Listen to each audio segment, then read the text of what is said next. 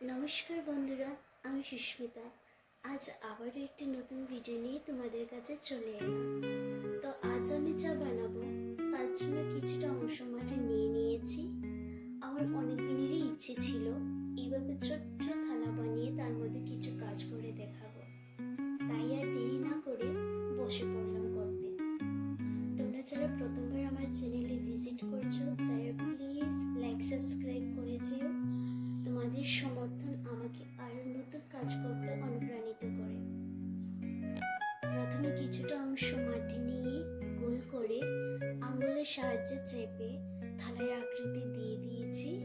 এবার ঠিক একইভাবে আঙুলের সাহায্যে থালার সাইডে ডিজাইন তুলে নিলাম। থালার কাজ শেষ। এবার মা দুর্গার মুখ বসানোর পালা।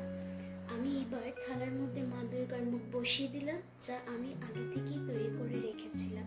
থালাটিকে আরো সুন্দর ও আকর্ষণীয় করে তোলার জন্য আমি এখানে ফুল আর পাতা ব্যবহার করছি।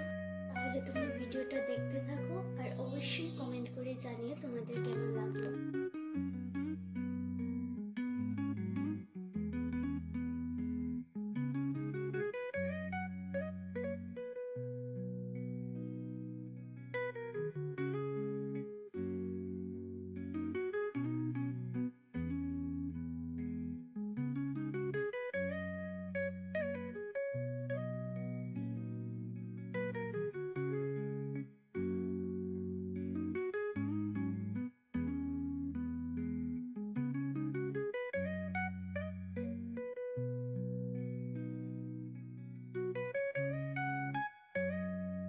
তো তোমাদের সাথে দেখা হচ্ছে আরেকটি নতুন ভিডিওর সাথে।